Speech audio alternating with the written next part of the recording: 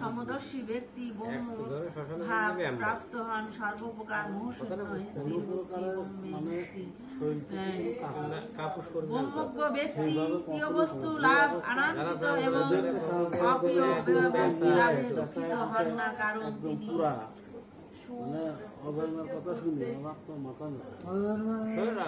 দুঃখ শুভ অশুভ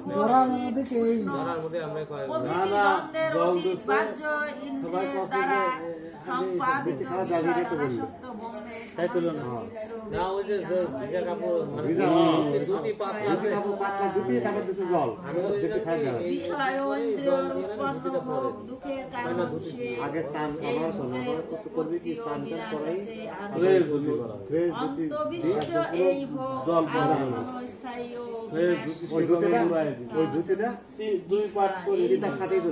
বিবেকবান ব্যক্তি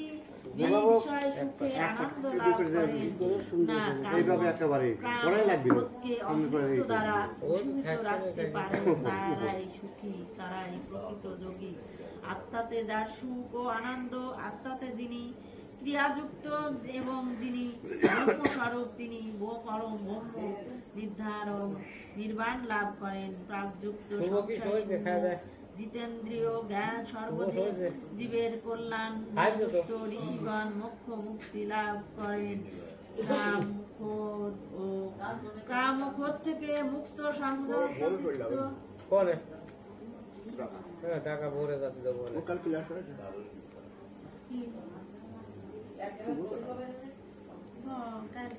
একদিন কাজ জানি যাওয়া লাগে, আবার একদিন পরে আবার ছুটি পাবে।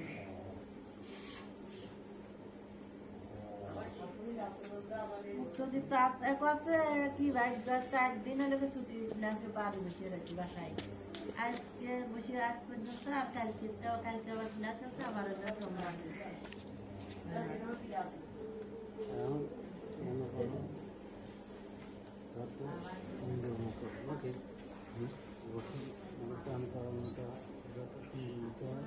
এখানকার জায়গায়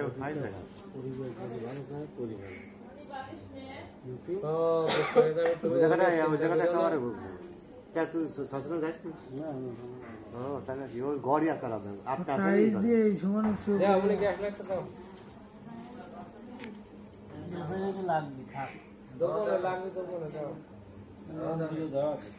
লাইট দেন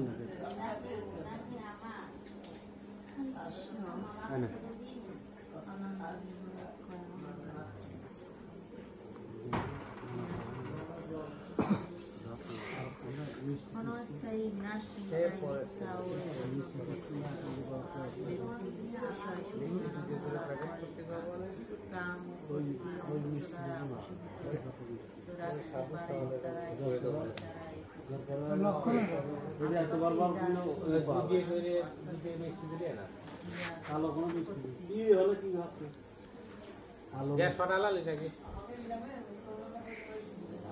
ঋষিগণ মোক্ষ মুক্তি লাভ করেন।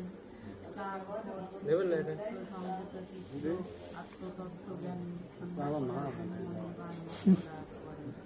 মরার আগেও কেমনে বলবো আজ দিলাম তো একটা টাইল দিলে আবার এমন কথা 5 থেকে 6টা খাই সারাদিন আমি। চক্ষু দুটো রেখে নাসিকা প্রবাহিত প্রাণ ও প্রাণ বায়ু স্থির রেখে আরে কমা তোমার মন বুদ্ধিকে সংযত করে ইচ্ছা ভয় ক্রোধ ত্যাগ পারাপারি কি করে দিয়ে থাকতে পারেন তিনি রস বৃষ্টি না করে প্রয়োজনে চমচম ছোট ছোট করে বানাবো। না ওইসব মিষ্টি আছে ওই মিষ্টি সাদা মিষ্টি আছে না বড় ভিডিও করে সাদা মিষ্টি দিলেন একদম ফ্রেশ সাদা মিষ্টি ওই লোক যায় আমি পরে কাছে করলে পরে ছোট করে বানাবো। না মিষ্টির ব্যাপারে আছে খালি প্যাকেট করে দিয়েছে এই পদ্ধতি তিনি জানেন তিনি ছিলাম কয় প্যাকেট করে বেশি ষষ্ঠ অধ্যায় ধ্যানযোগ শিব অর্জুন ভগবান শ্রীকৃষ্ণকে উপদেশ কর্মফলের আকাঙ্ক্ষা ত্যাগ করে কর্মযোগ ও ধ্যানযোগের মূল কথা কর্ম ত্যাগ করে বেদ দ্বারা বিহিত অগ্নিহোত্র মানে চেয়ারগুলো গুছা হয় ও মনে আমার ফোনটা নিয়ে তো বাবা বাড়িতে ফোনটা নিয়ে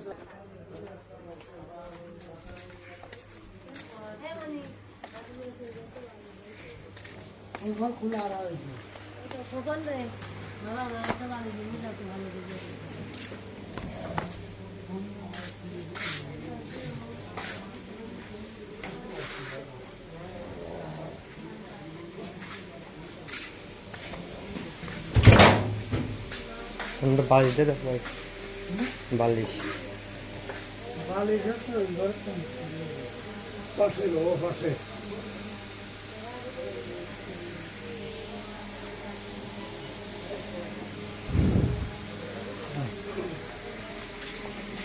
তোর বাবার ফোন না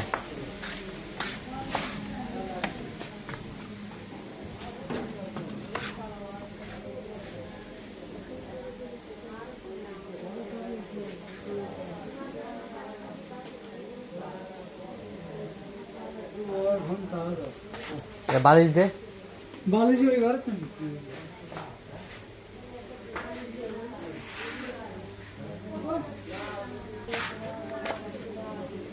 বালিশ পালাম না এনে আনি দেবো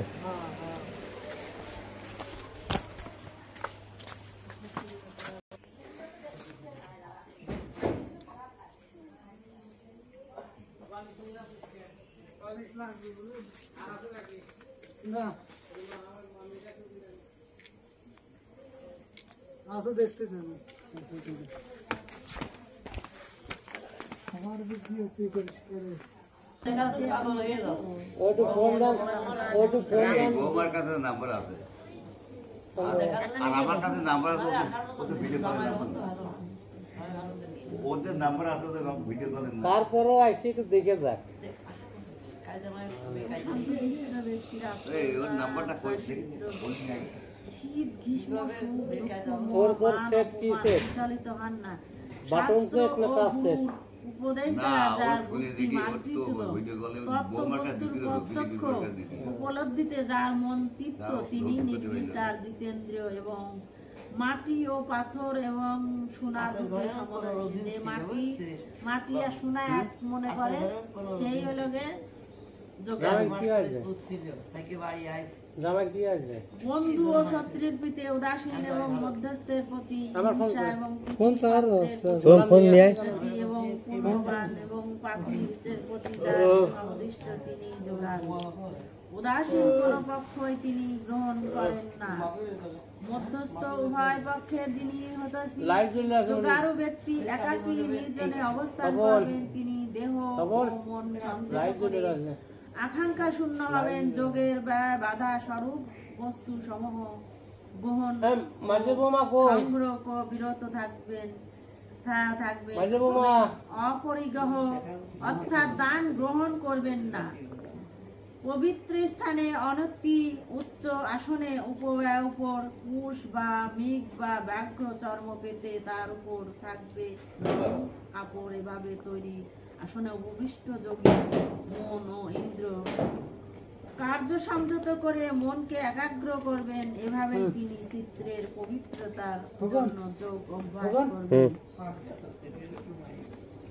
মেরুদণ্ড, মস্তক ও গ্রীবা সরল ও নিশ্চল দেখে স্থির থেকে কোন দিকে নাচে, নাসিকার অগ্রভাগে ও নির্ভয় হয়ে ব্রহ্মচর্য ব্রতে থেকে সংযত মনে ঈশ্বরে সমাহিত হয়ে অবস্থান করতে হবে।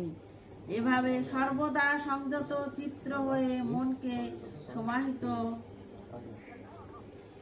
করে যোগী নির্বাণ লাভ করে। অতি ভজনকারী অথবা উপবাসী যোগ ধ্যান হয় না। অতি নিদ্রাপরায়ণ অথবা নিদ্রাহীন ব্যক্তিরও যোগ ধ্যান হয় না। আহার ও বিহার, শাস্ত্র পাঠ, কার্য ও নিদ্রা, জাগরণ সব কিছুই যা নিয়মিত ও পরিমিত তার ধ্যান যোগ ধ্যান সংসার সুখ দুঃখ নাশ করে।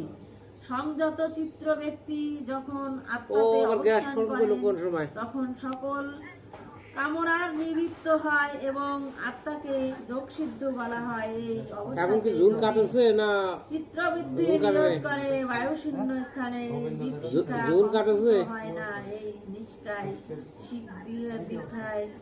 দীপ দীক্ষায় মতোই যোগী চিত্র একাগ্র হয়ে হয় নিশ্চয়।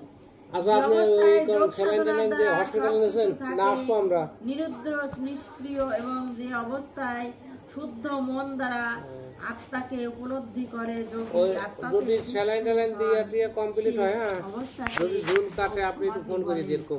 যে অবস্থায় যোগের ইন্দ্রিয় অতীত শুদ্ধ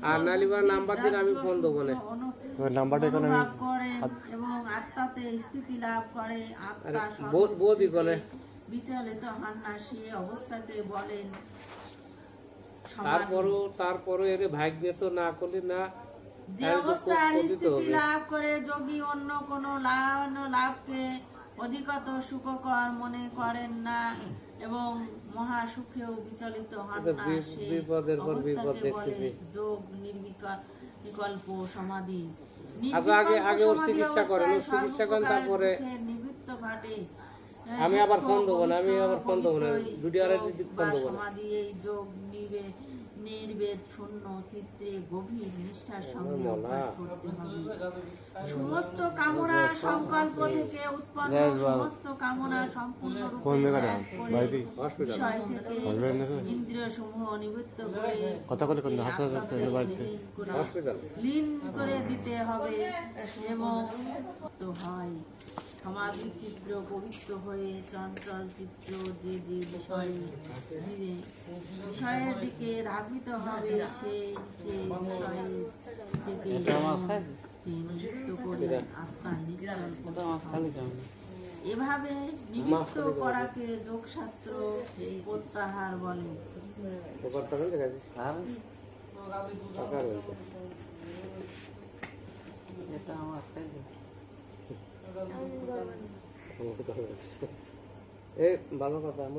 প্রশান্ত চিত্র মুখ ক্লেশ রজগুণ নিষ্পাপ ব্রহ্মভাব প্রাপ্ত যোগী পরম সুখ থেকে লাভ করে। এভাবে মনকে সর্বদা যোগ শুদ্ধ যুক্ত রেখে নিষ্পাপ যোগী ব্রহ্মলাভের সুখ অনুভব করেন। যোগ যুক্ত পুরুষ সর্বত্র সমদর্শী, সর্বদিকে আত্মা এবং আত্মাকে সর্বদিকে অবস্থিত থাকে, যিনি ঈশ্বরকে সর্বত্র দেখে এবং সর্বকিছু ঈশ্বরে অবস্থিত থাকেন, তিনি বিনষ্ট হন না। সৎ কাজ না করা পর্যন্ত ঈশ্বরতার অদৃশ্য থাকেন না। সর্বভূতে আত্মা এবং আত্মার সর্বভূত ঈশ্বর সেটি করতে হবে, নয়তো যে দোয়া নেই গরমের দিন তার তো দোয়া নেই। বরফ না, বরফ দরকার নেই, বরফ দিলে পরে অর্জুন বললেন, হে মধুসূদন, মন অত্যন্ত চঞ্চল, মনের স্থায়ী হওয়ার উপায় বায়ু নিরুদ্ধ করা যেমন সুকঠিন, বিক্ষোভ অমননীয়, নিরোধ করা কারণ এই মনকে না অসুবিধা দিলে পরে বাবু আমি ঠিক আছে এখনই এক মন করতেছি আর একটু পরে তো লবণ দিলে পরে তাই বলতে ভগবান কিন্তু শ্রীকৃষ্ণের উপদেশ চঞ্চল আমার তো মনে হয় মনকে যে সংযত করা মনে হয় কঠিন বড় হলেও লাগবে। অভ্যাস ও বৈরাগ্যের দ্বারা বশীভূত করা সম্ভব। না খুলি তোর বাবা খুলি দিতে অসংযত ভালো ব্যক্তি হয়ে গেছে, সম্পর্কে আবার যোগ মদ্যপান সমাধি সময়? দুষ্প্রাপ্য, কিন্তু সংযত ব্যক্তি পাঁচটার মাসে সংযত সন্ধ্যা পরে যে চিত্ত গরম ব্যক্তি, সন্ধ্যার পরে তো গরম সচেষ্ট হয়ে ধ্যান অভ্যাস ও বৈরাগ্য সাধন করা এমনি তো তার গ্যাস বাড়ছে।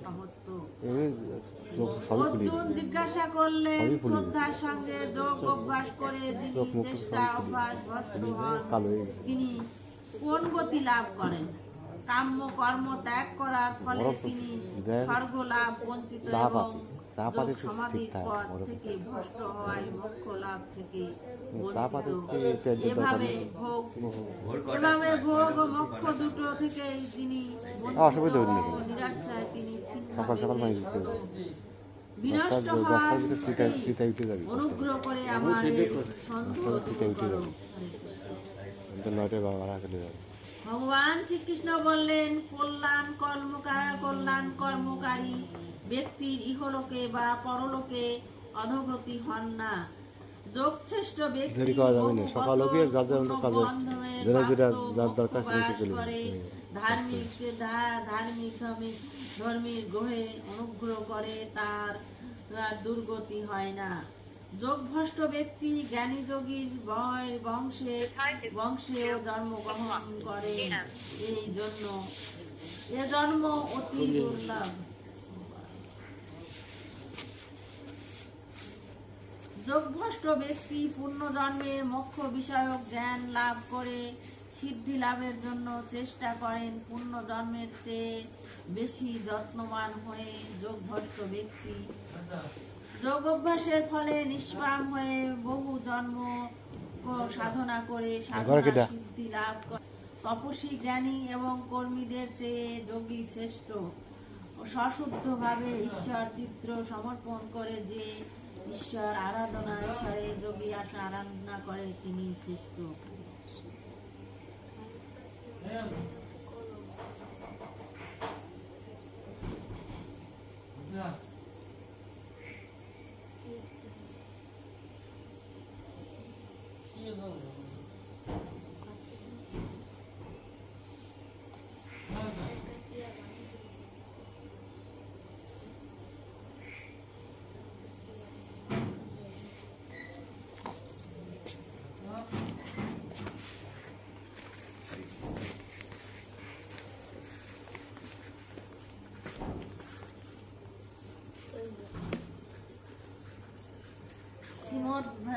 শ্রীমদ্ ভগবদ গীতা মাহাত্ম।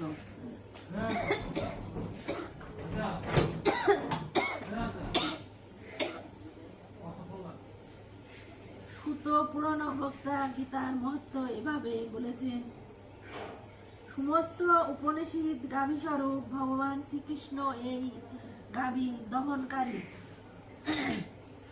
অর্জুন এই গাভীর বৎস আর অমৃতময় গীতা হচ্ছে দুধ।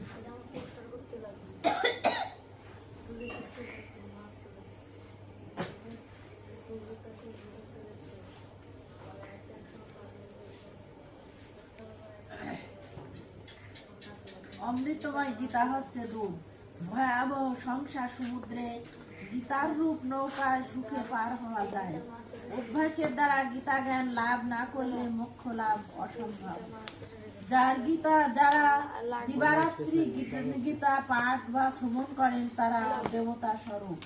গীতার 18টি অধ্যায় রূপশ্রী দ্বারা প্রেম ভক্তি ইত্যাদিতে মন পবিত্র হয়। দাঁড়ান একটা মিনিট, মাত্রটা আমার একটা প্রজেক্ট আছে ওটা আর মাত্রটাই লিখতে হইব। মাহাত্মটা পড়িয়ে নেয়, মাহাত্ম পড়ি শোনো, ভালো করে মাহাত্মটা পড়ো শুনো। গীতার 18টি অধ্যায় রূপশ্রীর দ্বারা প্রেম ভক্তি ইত্যাদিতে মন অপবিত্রতা নাশ করে। যে গীতা অধ্যয়ন বা অধ্যাপনা জানে না সে তার সমস্ত কর্মই নিষ্ফল।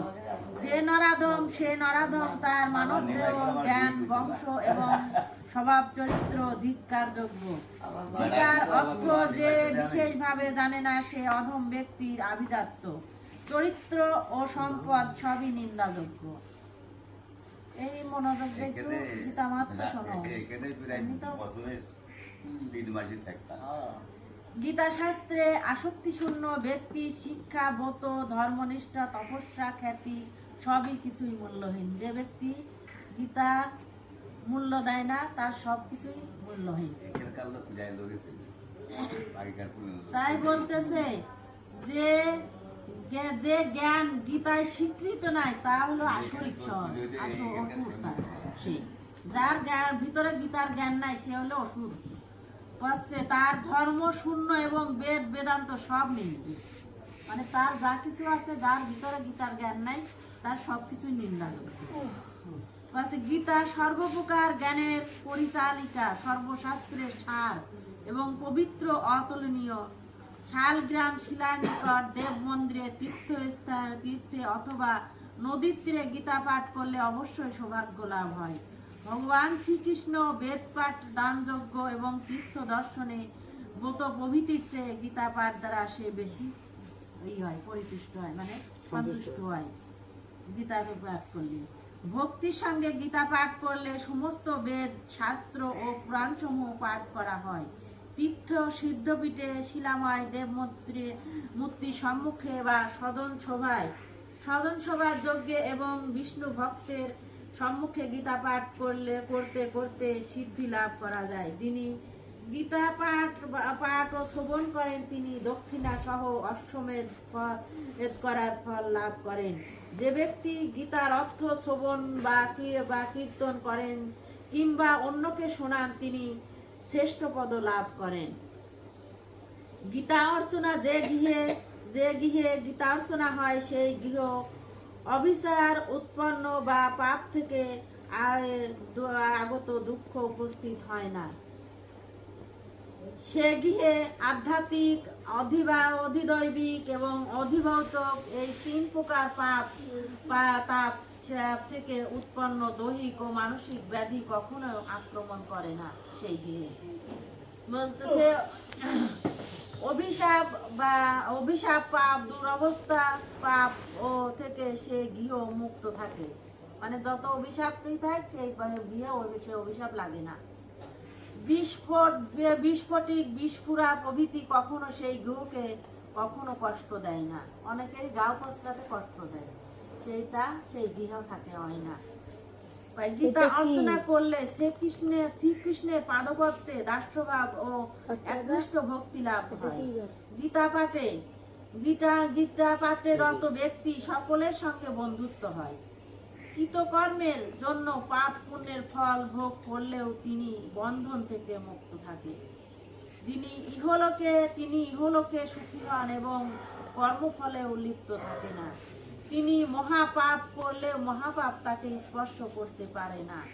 অকথ্য কথন, অনাচার, অভক্ষ ভক্ষণ, স্পর্শ এবং জ্ঞান ও অজ্ঞানকৃত পাপ ইন্দ্রিয় থেকে উৎপন্ন সর্বপ্রকার দোষ গীতা পাঠ মুহূর্তে নষ্ট হয়ে যায়। যেখানে গীতা পাঠ হয় সর্বপাপ সঙ্গে হয়ে যায়। সর্বত্র অন্নভোজন এবং সকলের নিকট দান গ্রহণ করার জন্য যে পাপ হয় সে গীতা পাঠকারীকে সেই স্পর্শ করতে পারে না। আমরা অনেকেই গরিবের কারণে অনেকের কাছে হাত পাতি, অনেকের করি, তাই কি গীতা পাঠ মুহূর্তে সেই সুনষ্ট হয়ে যায়, সেই জায়গায় মুক্তি হয়ে যায়। গিয়ে একবার গীতা পাঠে সমস্ত পাপ থেকে মুক্ত হওয়া যায়। যার হৃদয় প্রতিদিন সর্বদা গীতা পাঠে অনুরক্ত থাকে, যিনি সাগ্নির সর্বত মন্ত্র উপকারী, ক্রিয়াযুক্ত এবং পণ্ডিত, তিনি রূপবান, ধনবান, যোগী ও জ্ঞানী। তিনি যাজ্ঞিক, যাজক এবং সমস্ত বেদের অর্থ দর্শনকারী। যেখানে গীতা গ্রন্থ থাকে এবং যেখানে প্রত্যহ গীতা পাঠ হয় সেখানে সমস্ত তীর্থই বর্তমান।